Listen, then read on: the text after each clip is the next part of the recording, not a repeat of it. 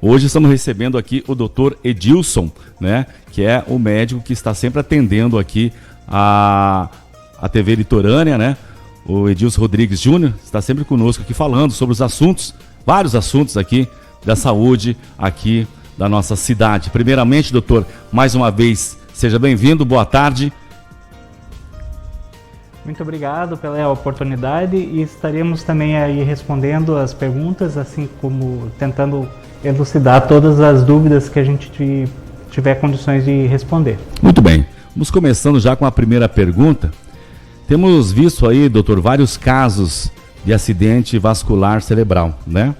E por que isso tem acontecido aí tão rapidamente? As coisas estão assim, a saúde, de um modo geral, está preocupando, né? Os médicos, a medicina, e esse acidente aí cerebral também, vascular cerebral, quais são as causas que começa esse tipo de doença aí? Então, o acidente vascular cerebral, ele tem dois tipos principais, né? Tem o hemorrágico, no qual um vaso sanguíneo do cérebro, ele acaba estourando por qualquer motivo, e ele faz um coágulo de sangue dentro do cérebro, ou extravasa sangue para dentro do espaço, dentro da calota craniana, faz com que haja destruição do tecido cerebral e a pessoa fica com os sintomas do AVC.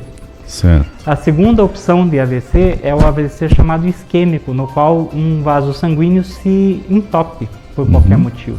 Certo. Então, esses dois tipos de AVC são os mais prevalentes aí na nossa situação. A principal causa do AVC são as alterações crônicas, tipo hipertensão arterial, diabetes e também o aumento crônico do colesterol. Muito bem. Agora são 12 horas e 8 minutos. Quais os sintomas aí que as pessoas começam a perceber que o AVC está acontecendo, está tendo aquele problema naquele momento, doutor? Então, depende muito da área do cérebro que está sendo acometida pelo AVC, mas normalmente a pessoa sendo acometida por um AVC, ela tem perda da movimentação de braço e perna, normalmente de um lado único do corpo, ou perde de um lado direito ou do lado esquerdo. A pessoa às vezes pode ter o que a gente chama de desvio de rima labial, isto é, a boca da pessoa entorta e começa a não conversar direito, a pessoa tem uma fala mais empastada, não consegue articular ou não consegue se expressar, que a gente chama isso de afasia. Ou a pessoa pode simplesmente perder consciência logo de cara, né? Fazer uma perda de consciência seguida de uma convulsão também pode ser decorrente de um AVC. E fica tem um tratamento, fica alguma sequela nesse problema, nesse AVC aí, nesse acidente vascular? Como toda doença, depende do lugar onde que ele acontece, qual o vaso sanguíneo que estava acometendo esse derrame. E também qual é a intensidade. Né? AVCs leves, a pessoa pode, depois dele, apresentar um comportamento normal e apresentar motricidade normal. Certo. Já AVCs mais violentos, mais intensos, a pessoa pode ficar acamada, restrita no leito com muitas sequelas. Então depende muito do local onde foi acometido, o local do cérebro onde foi acometido o AVC. Muito bem. Bom, como as pessoas aí podem se cuidar para que isso aí talvez... Existe um cuidado específico para esse tipo de doença, sim, doutor, ou não? Para que esse AVC possa ser controlado, alguma coisa parecida? Mas com certeza, né? Como qualquer doença, a gente tem várias coisas que podem ser feitas para a prevenção deles. O principal deles é o controle correto da hipertensão, o controle correto da diabetes, que são os dois grandes vilões nesse sentido, e também a estabilização dos níveis de colesterol. Esses são os principais pontos que a gente pode fazer: atividade física regular, cuidar da alimentação, ingestão de líquido, né? São todas essas opções aí que a gente tem para evitar ou para prevenir o AVC. Então, doutor, o senhor acredita que essas doenças aí que as pessoas estão tendo assim, de saúde, isso corresponde, é preocupante através do que? Da má alimentação, talvez um excesso de cigarro, não praticar nenhum tipo de esporte, noites mal dormidas, tudo isso soma num todo e a saúde começa a se prejudicar por esse motivo também ou não? Mas com certeza, isso sem sombra de dúvida, né? O nosso modo de viver atualmente é muito sedentário. Então a gente chega em casa, a gente se joga no sofá, começa a assistir televisão, e, enfim, não faz nenhuma atividade física, a maior parte das pessoas. Aí elas vão dizer, eu ando para cima e para baixo o dia inteiro, mas não é isso, é a pessoa fazer aquela atividade física com um certo aceleramento do coração, que faz com que exista esse controle cardiovascular. Certo. E também é a questão do estresse também, né? A nossa vida atualmente, ela é muito estressante. Você liga a televisão, você é bombardeado com um monte de notícias ruins, você pega um celular, você entra num grupo de WhatsApp, tem um monte de notícias ruins, então a gente sabe que cientificamente que essas notícias ruins que nos bombardeiam todo dia acabam interferindo com o nosso nível de estresse. Doutor, isso eu acredito também que muitas das nossas doenças que estão aí vindo nesse mundo de meu Deus, um pouco também depende muito do psicológico da pessoa, é aquela pessoa que às vezes assim,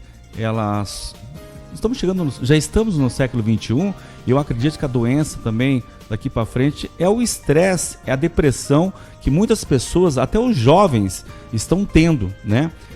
Por estar muitas vezes diante de um computador, diante de uma televisão, não respirar o ar livre, não correr, não ter uma prática de esporte num lugar assim arejado de árvores, num parque. A doença mental é o que faz o corpo também ficar mais doente ainda, né, doutor? Ela não é a causa imediata ou principal a respeito disso, mas é evidente que ela contribui muito com a questão física, né? Corpo, mente e espírito, elas estão interligados no corpo da pessoa de forma indissolúvel. Então, se a pessoa está espiritualmente ruim, se a pessoa está mentalmente ruim, se a pessoa está emocionalmente ruim, isso vai interferir no corpo físico também. Muito bem. São 12 horas e 13 minutos. Como está agora a situação da virose aqui em Guaratuba, doutor? A virose é esse quadro de diarreia e vômito, ainda continua intenso, não tão intenso quanto na época do carnaval, aliás, do Natal e Ano Novo, né? Certo. Mas já foram colhidas amostras que foram mandadas lá para a Secretaria Estadual de Saúde para análise. E outras coisas que a gente notou, que alguns pacientes que a gente testou aleatoriamente para essa diarreia, testaram positivo também para Covid. Então a gente está desconfiando, a gente não tem base científica para fazer uma afirmação 100% disso, mas a gente desconfia que a Ômicron pode estar relacionada com esses casos de diarreia e vômito também. Isso preocupa muito aqui a saúde do pessoal que mora aqui em Guaratuba, enfim, no Brasil, no mundo, esse tipo de virose, doutor?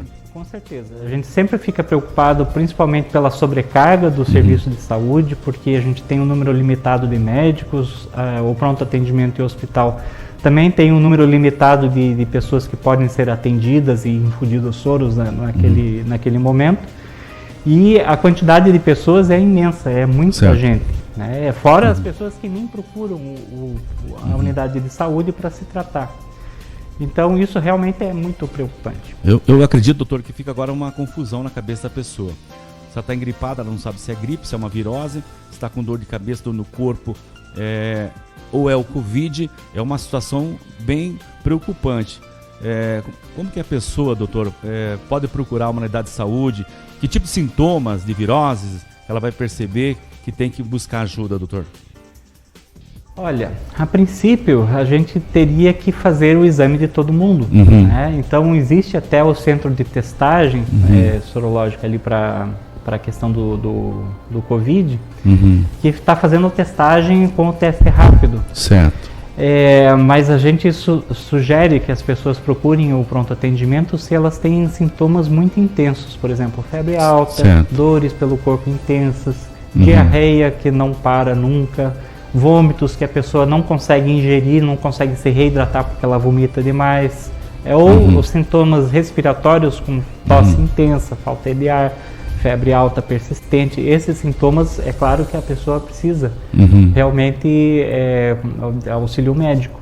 Certo. Os sintomas mais leves, né, a gente recomenda que a pessoa faça repouso, faça reidratação oral mesmo e procure o centro de testagem para essa testagem.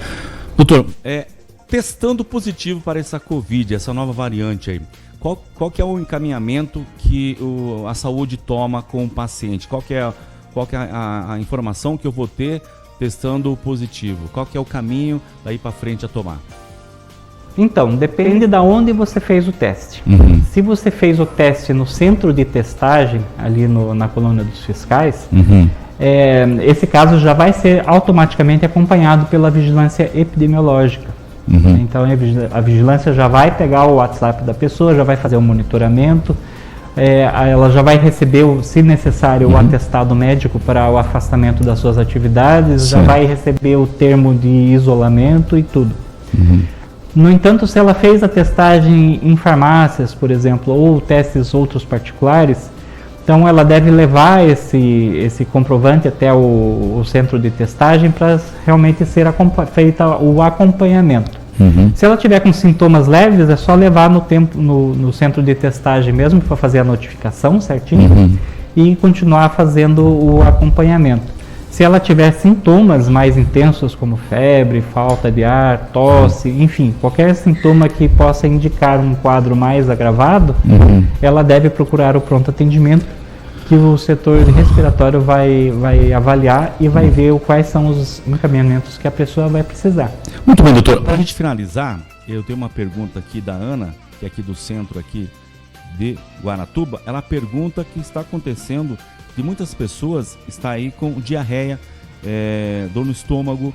Isso aí provavelmente deve ser de uma alimentação, da água ou algo assim que está acontecendo. Porque segundo ela fala aqui, são várias pessoas que ela conhece que estão com esse problema. Eu não sei se eu posso me responder essa pergunta. Então, esse quadro aí é o quadro dessa virose que tem acontecido. Existem várias possibilidades que estão sendo pesquisadas. Sim. A principal delas é que possa ser uma manifestação da Ômicron mesmo, então às vezes a gente está com um surto da Ômicron e a gente não está conseguindo identificar porque não tem vindo com sintomas respiratórios, tem vindo com a diarreia. Certo. A segunda opção, que também é muito válida, é a contaminação da água do mar mesmo. Certo. Então as pessoas tomam um banho de mar, etc. E a gente sabe que infelizmente em Guaratuba a gente tem muitos pontos clandestinos de ligação de esgoto. Então esse esgoto não tratado vai para a água do mar e acaba contaminando a água do mar, infelizmente. E as pessoas tomam um banho de mar e, enfim, acaba acontecendo a contaminação. Principalmente nesse final de ano, né, doutor, aqui no Réveillon e o Natal. Só que, segundo informações, eu não tenho esses números exatos mesmo, mas cerca de 1 milhão de pessoas esteve aqui, só no nosso litoral. Então, é muita gente, então se imaginem como é que ficou as praias. E também eu observei bastante, muitas vendedores ambulantes, não sei se tinha essa liberação para poder vender, que estavam vendendo alimentos ali,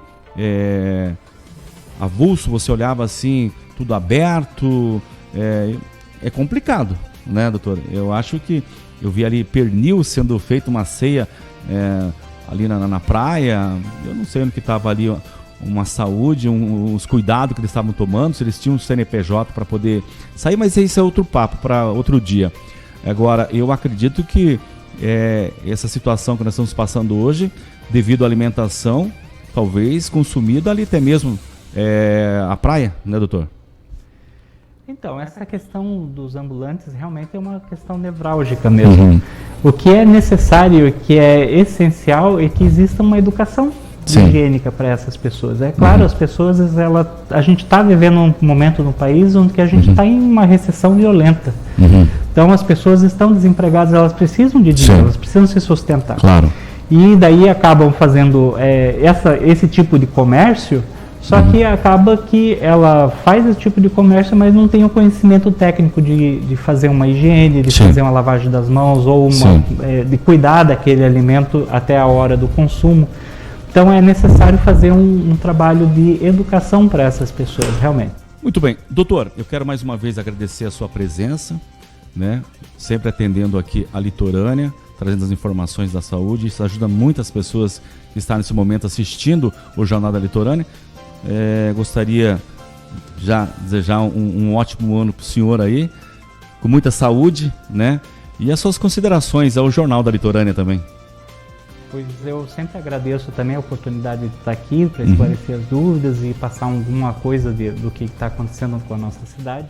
E a última recomendação é sempre assim, apesar da vacinação ter diminuído o número de casos graves do Covid, não descuide, a gente não pode morrer na praia. Sim. É isso que eu falo, né? A gente não pode morrer na praia, vamos continuar fazendo a nossa parte, usando as máscaras, cuidando das nossas mãos com lavagem, uso de álcool em gel e evitar o mais possível fazer aglomerações, mantendo o distanciamento social para que a gente consiga controlar os casos de Covid. Para finalizar mais uma vez, eu não sei se o doutor tem o número exato até esse momento. Existe alguém já foi feito o teste e deu positivo aqui em Guaratuba? Um número já exato, doutor? Eu não sei os números exatos, certo, mas a gente sabe que na última semana existiu um aumento bem significativo de números de casos. Aumentou bastante. Muitos casos. Certo. Mais de 50 por dia está sendo testado positivo. Então é bem preocupante a questão do Covid na nossa cidade. Me parece que está crescendo muito, né? Rapidamente. Doutor, obrigado mais uma vez. Uma ótima semana para o senhor aí. Felicidades, que o ano seja maravilhoso para o senhor aí, tá bom? Valeu, muito obrigado por tudo. Obrigado, senhora.